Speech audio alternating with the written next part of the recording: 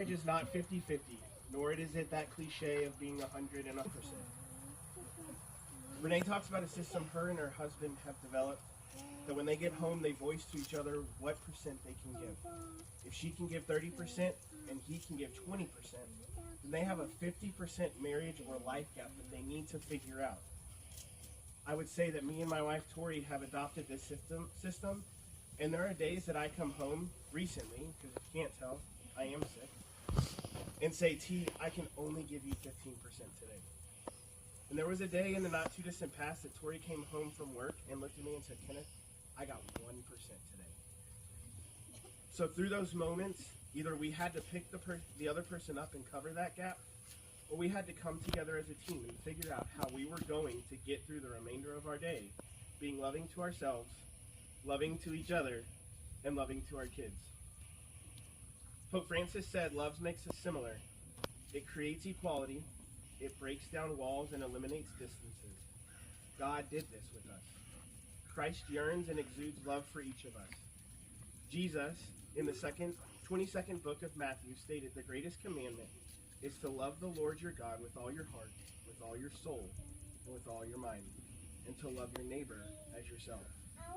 We have to be willing to love ourselves for exactly who we are before we have a chance to love someone else. And isn't it a beautiful connection that within a marital union, you are two becoming one? So by you loving your spouse, you are also loving yourself. That love at our very core is Christ within us. We have to accept that we are worthy of that love so that we can spread that love to others. As we all go forward from here, go on to our lives, to our jobs, to our coffee shops, to our families, let us all remember that we are all unique, that we all have our battles, our struggles, and our triumphs. When you encounter a situation that is challenging, remember the words of Martin Luther King Jr. Darkness cannot drive out darkness. Only light can do that. Hate cannot drive out hate. Only love can do that. That moment will come when you are faced with the reality that marriage is hard, that living your life with someone is challenging. Becoming one before Christ is not easy. In those moments, fall back on and lean on Colossians 3:14. Most of all, let love guide your life. Tim Ross on his podcast, The Basement, said, and I'm paraphrasing of course, that you have spent your days so far looking and focusing on the things that you like about one another. From the day you get married, when two become one, you will spend the rest of your days looking and focusing on the things that you do not like about each other. And you know what? That's okay.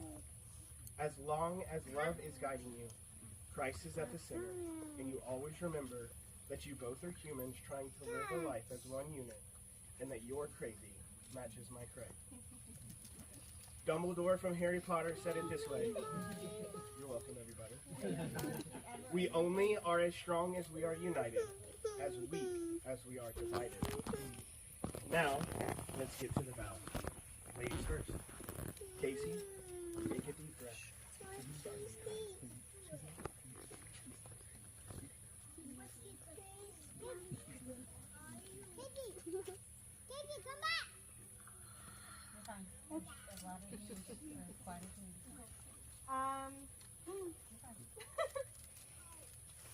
David, I've loved you since the first time I sat on your lap over a decade ago. Then, like now, you showed me friendship in the form of patience and grace more than I'd ever known. In psychology, we call it unconditional positive reward, which is also the same spirit that you embrace in your father. I take great comfort knowing that my daughter will always be safe, supported, and uplifted. My son will grow with a man who chooses to show strength through love. That being said, I vow to actually start some forms of self-care. I vow to try to see myself more as you do. If you'll do the same. And I vow to accept your love and care instead of question it constantly.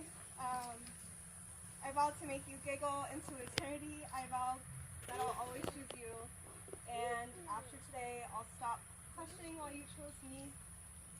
So, here's to breaking curses with sweet words and 1,000 kisses. Justin, you're up. Deep breath. Start when you're ready. How do I follow that? Okay. I used to think that love at first sight wasn't possible. That was simply a way for people to make their meet stories a bit more exciting. Then I realized that I was taking the phrase far too literally. What people refer to is not usually immediate love, but immediate connection. There's no doubt that we immediately had that. It was clear that you're crazy, not crazy. That connection, that divine feeling you get when you meet somebody who's going to change your life, it was instant. In fact, it endured for 13 years and counting. Through the most difficult of trials, to reemerge stranger than ever is a testament to our love. Our love has always come easy. The world around us has made it a little bit more difficult sometimes. Through it all, I become more in love with you through each tribulation that we face together. You're my best friend, my soulmate, and my rock. So lucky to have you and hold you forever.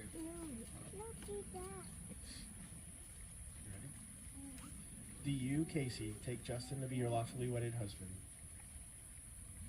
Yes. To have and to hold from this day forward, to love, honor, and cherish in sickness and health, forsaking all others, for as long as you both shall live. Do you, Justin, take Casey to be your lawfully wedded wife? To have and to hold from this day forward, to love, honor, and cherish in sickness and health, forsaking all others, for as long as you both shall live. May we now have the rings. You got them, big dog? All right. Justin, please place this ring on Casey's finger and repeat after me. Casey? No, then it goes that way. Casey, I give you this ring Casey, I give you this ring as a symbol of my love, as a symbol of my love, and that I'm choosing to share my life's journey with you. and I'm choosing to share. I give you this ring I give you this ring with the pledge to love you pledge to love you today, tomorrow, and always. today, tomorrow, and always. Casey, please place this ring on Justin's finger and repeat after me. Justin, I give you this ring I give this ring as a symbol of my love, and that I'm choosing to share my life's journey with you. my life's journey I give you this ring with the pledge with the pledge. to love you today, tomorrow, and always. Love you all. I now pronounce you Mr. and Mrs. Justin and Casey Bernal. Justin, you may now kiss your bride.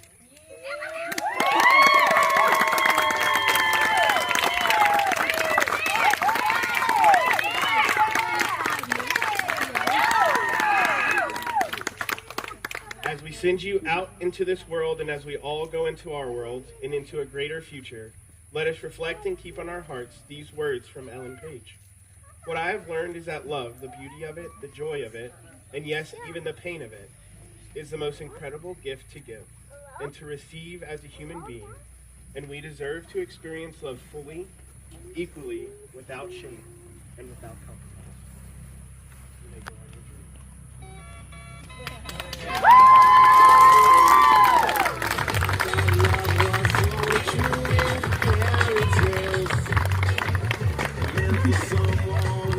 Walk out me. All right.